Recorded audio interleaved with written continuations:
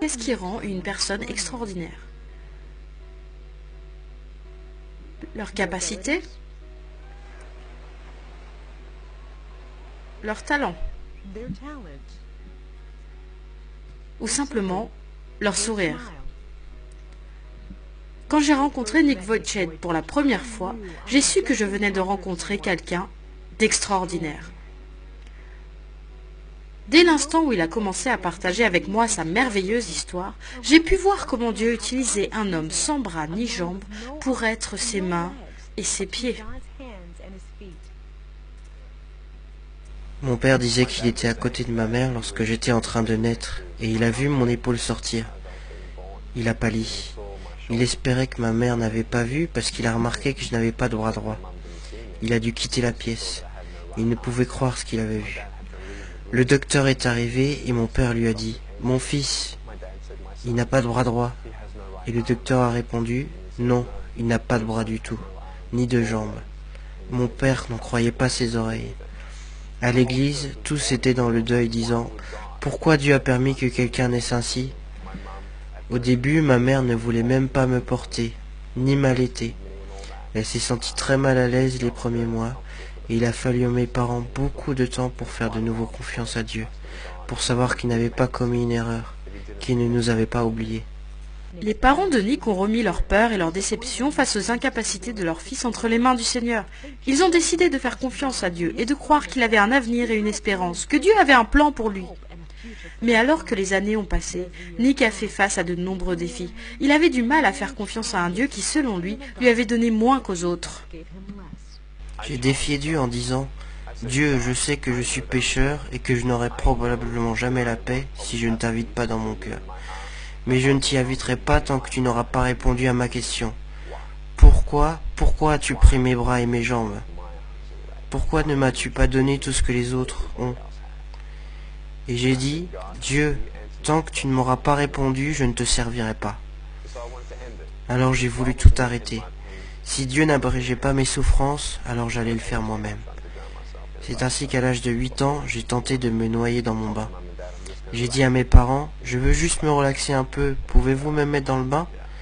Je me suis retourné à deux reprises pour voir si j'allais aller jusqu'au bout. N'y suis pas arrivé. La pensée qui m'a empêché de le faire, c'était l'amour que j'avais pour mes parents. Je les aime tellement. Tout ce qu'ils ont fait, c'est de m'aimer.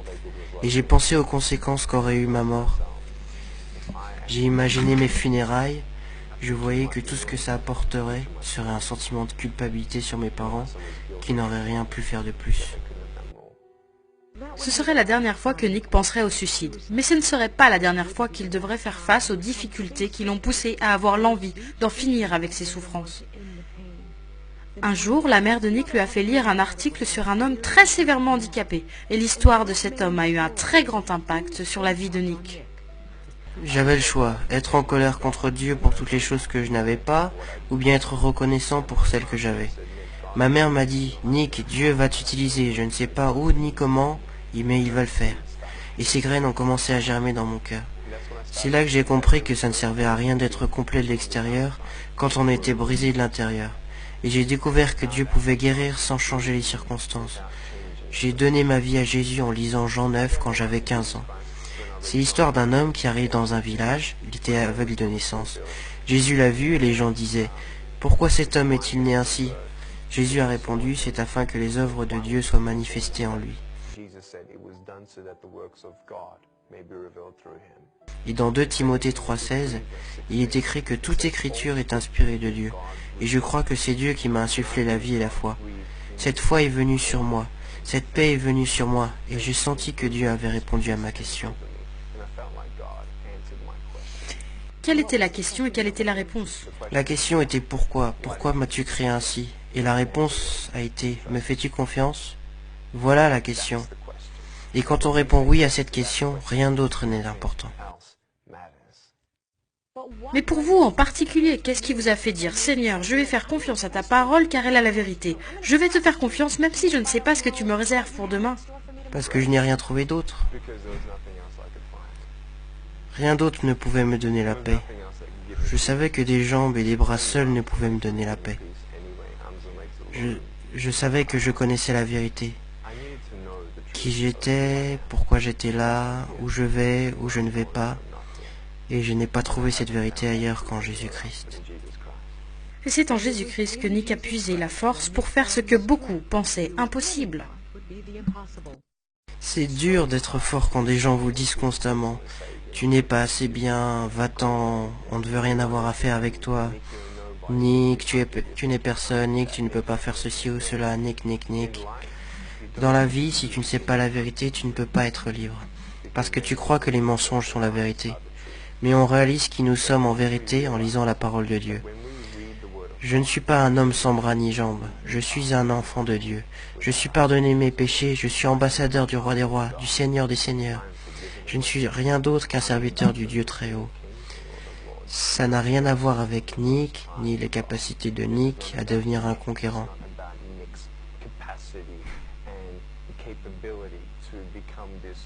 Je ne suis rien.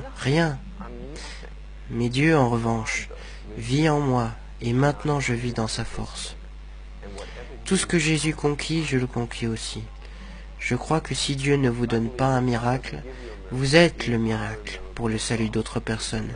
Et je remercie Dieu de ne pas avoir répondu à ma prière, quand je le suppliais à l'âge de 8 ans, de me donner des bras et des jambes. Parce que, devinez quoi ? Du fait que je n'ai ni bras ni jambes, Dieu m'utilise partout dans le monde. Et ces 6 ou 7 dernières années, nous avons vu approximativement 200 000 âmes se tourner vers Jésus-Christ pour la première fois. Nick, préférerais-tu avoir des bras et des jambes ici sur Terre ? Non, c'est selon la volonté de Dieu. Parce que je préfère ne pas avoir temporairement de bras et de jambes ici sur Terre et pouvoir gagner quelqu'un pour Jésus-Christ et passer l'éternité avec eux. Ces 10 dernières années, Nick a partagé son histoire dans 24 pays et a atteint plus de 3 millions de personnes. Qu'il parle dans un stade bondé de monde ou à une personne en particulier, son cœur derrière le message est le même. Dieu vous aime. Il n'a pas oublié votre souffrance. Il n'a pas oublié votre famille. Et peut-être qu'en regardant cette interview, vous avez comparé votre souffrance à la mienne. Mais l'espoir n'est pas dans le fait de savoir que, selon votre opinion, quelqu'un est plus malheureux que vous. L'espoir n'est pas là, mais l'espoir est dans le nom de Dieu, le nom du Seigneur Jésus-Christ. L'espoir est de comparer votre souffrance à l'amour incommensurable et la grâce infinie de Dieu. Ésaïe 40, 31 dit « Ceux qui s'attendent à l'Éternel renouvelleront leurs forces. Ils s'élèveront avec des ailes comme des aigles. » Je n'avais pas besoin que mes circonstances changent. Je n'avais pas besoin de bras et de jambes. J'ai besoin des ailes du Saint-Esprit et je vole, parce que je sais que Jésus me tient debout. N'abandonnez pas Dieu, car lui ne vous abandonnera jamais.